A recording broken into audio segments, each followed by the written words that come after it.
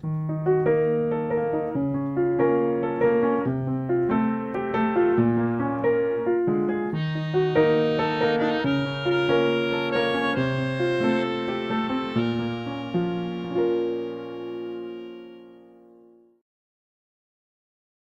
think one of the great pleasures of writing a journey is that you get to go a lot of different places and you get to explore a lot of different kinds of people and the way in which people make their way in the world. I think it is the reason that the picaresque novel is so appealing to novelists. I think it's the reason you write Huck Finn, it's the reason you write Tom Sawyer, it's the reason Ed Doctorow wrote March, because you want to explore more than one world in the same way that when you write what people often call the domestic novel, it's, you know, an interior after an interior after an interior. It's a different kind of journey.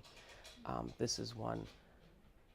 For me, what I most wanted to do was to write a 19th century novel in a 21st century manner, so that I could go both outside, like all the other picaresque novels, and see all these people and engage in all these activities, and also go inside the interior life of the character.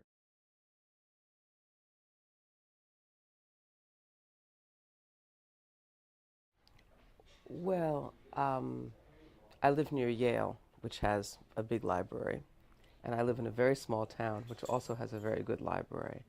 But one of the first books I did read was the Cassandra Pybus book, which turns out, of course, not really to be about a woman who walked to Russia because she didn't exist, but much more about this particular Australian journalist's journey to find her, which was very interesting and reassuring only insofar as it made it clear to me that there was no real person and I didn't have to worry about any of the facts pertaining to her life because she didn't exist.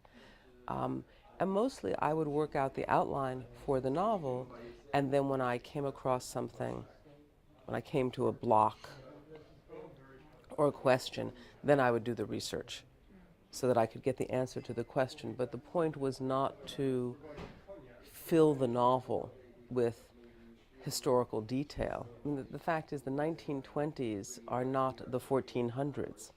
People didn't think differently. They didn't essentially dress differently. It was a very modern world. And so the point was not to accumulate a bunch of facts and then sort of decorate the novel with them.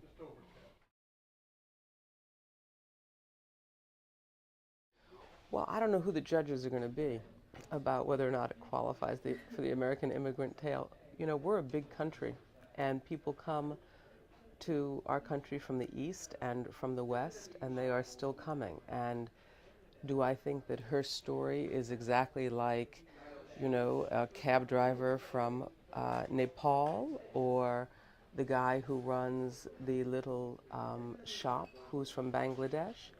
I think some immigrants, some aspects of the immigrant story are always similar.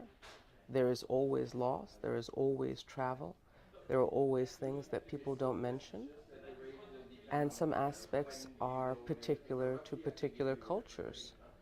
But I think in this particular book, although I did enjoy writing about her arrival in America, it is her attempt to leave that makes up the greater part of the story, I think, and that's because I was equally interested, in fact, more interested in how hard we work to get someplace, only to find it is not where we wanted to be.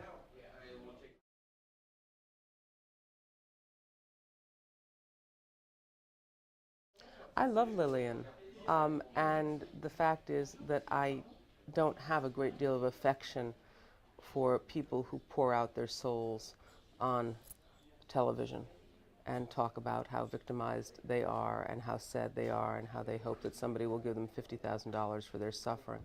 So I like Lillian's style. I'm not much of a hand-wringer myself, and I think that had she lain down by the side of the road to weep over Sophie, she never would have gotten up again.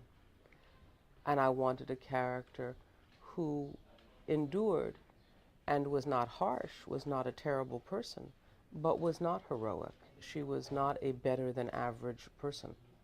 She just persevered.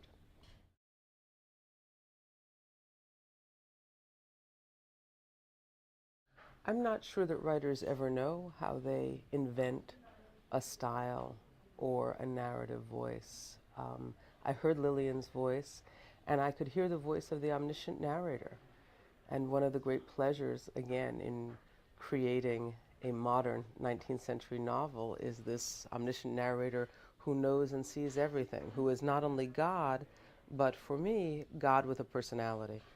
That this is a narrator who can compare Gumdrop to Lenin and compare, Yakov Schimmelman, who is a tailor, to Coco Chanel, because it's an omniscient narrator that knows everything and also has some of my own prejudices and predilections, which is handy. But I think you recognize the style after you've created it, not while you're doing it. I think if it happens while you're doing it, there is a self-consciousness and you can see the seams as a reader.